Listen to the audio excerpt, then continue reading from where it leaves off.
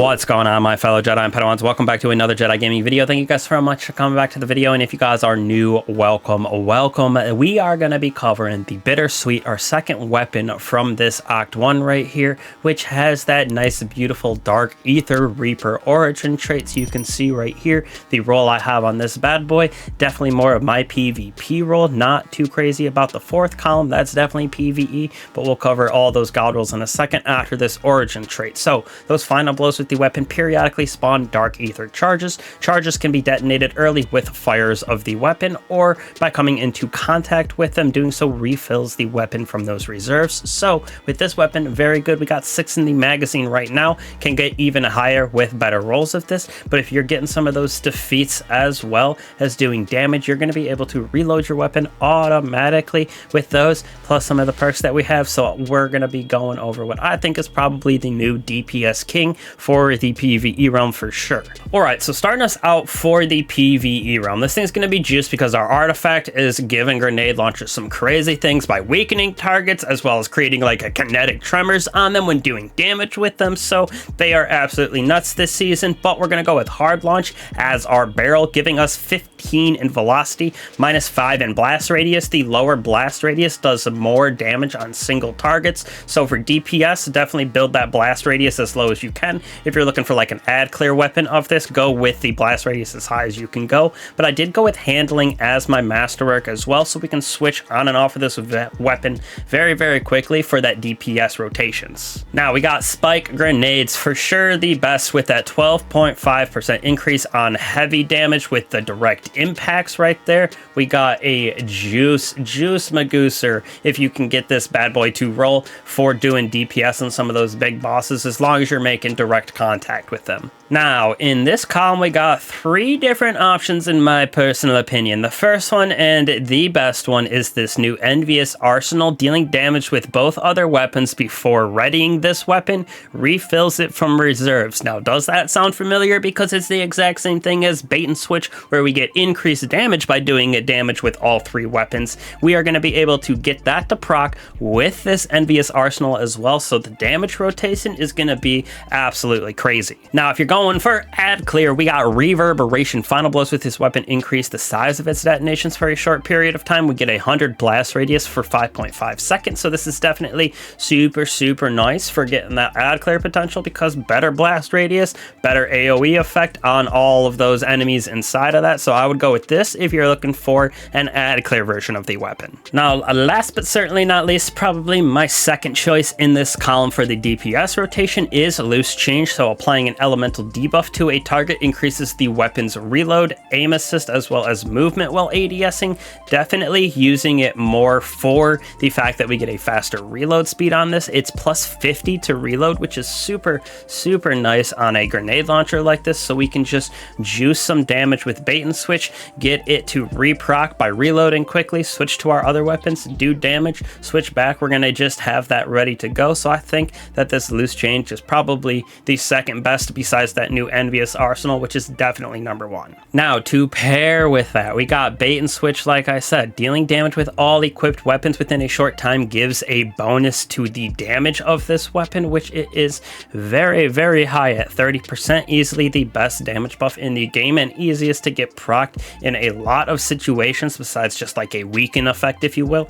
But this with Envious, that Arsenal, that new perk, is going to be absolutely disgusting for the rotation of damage, because you're going to get both of them to proc at basically the same time. And when you put this away, getting that to reproc bait and switch is going to reload the weapon. You pull it out and you're just ready to go with 7 in the magazine, the way we have this built out. So it's crazy the DPS you can get with the bait and switch Envious Arsenal. One of the best combos we've seen on a grenade launcher in a long time. Now, if I'm being honest, we got a couple different options in this category. Jolting feedback is a new interesting perk. While amplified jolt is applied faster by dealing damage repeatedly with the weapon, it inflicts jolts. So not bad for DPS, not bad for doing some ad clear potential, because that jolt is pretty disgusting as an ad clear thing in just arcing the enemies together. So not a bad option. Would throw this probably in the middle of the pack for these 4th column traits, but would throw it more on the ad clear side than the DPS side, in my opinion. Now we got another DPS potential right here with Cascade Point. Final blows or sustained precision hits with another weapon increases this weapon's weapon's fire rate for a short period of time. So it is super quick with putting damage. It's more of a burst damage situation. So maybe like on that servitor boss inside of the dungeon, Cascade Point might not be the worst choice because you can unload super fast all of your ammo in a grenade launcher. Switch to your other weapons, keep doing damage, keep doing damage in a super, whatever it's doing. So Cascade Point definitely up there as well. Probably would put it at number 3 though for the damaging traits. Right here is probably the last option. We do have Frenzy, which is always a good option as well to get that 15% increase, but I do like having this with Explosive Light. We get 60% increase to explosive damage, but it does crank our blast radius up to 100%, which does kind of suck for that solo damage aspect of it, if you will, because higher blast radius does a little bit more AoE, a little less select damage on a target, but this is probably still my second option because this at ×6, you can crank out a good amount of damage,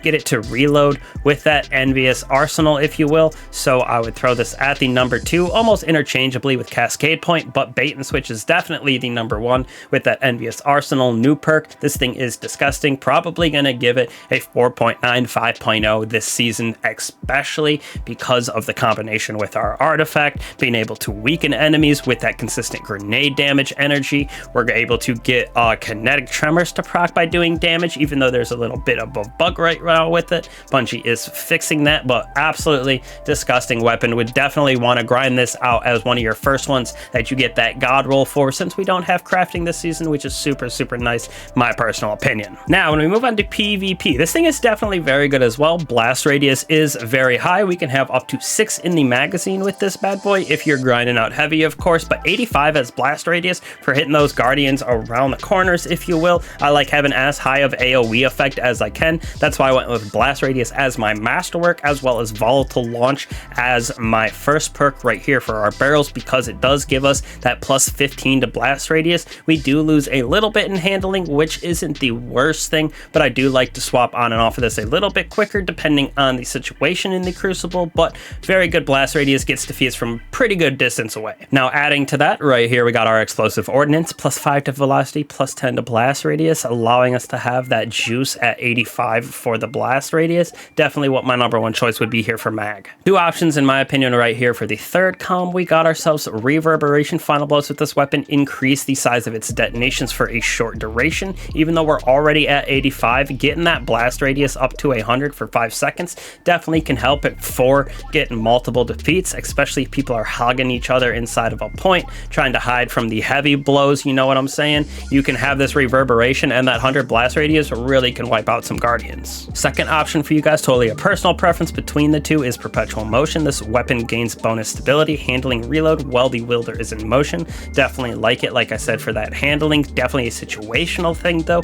If you're going in trying to get a couple dips with your hand cannon, you can get perpetual to proc, hot swap to that grenade launcher. It is a nice little combo in my personal opinion, but I think I would choose reverberation over perpetual, at least in my opinion. I would say harmony in this fourth column is one of our options. Final blows with the weapon improve the weapon's damage and performance for a short duration. Not too crazy right there. We get 15 in handling and 20 in damage, so pretty good. Could wipe out a couple people inside of a super, maybe get a little bit of extra damage in that AoE effect. So I like this as probably my number 1 choice because it's pretty easy to get defeats with other weapons if you're just planning for it, especially with harmony as a perk on your heavy. But we have 2 other options as well. You have killing tally, which is kind of the same thing. Kills with the weapon increase its damage, so you can see it's only 5, 10, 15% when you get those stacks for this weapon. So definitely is the third option in my personal opinion. Just throwing it on there for that little bit of extra damage, especially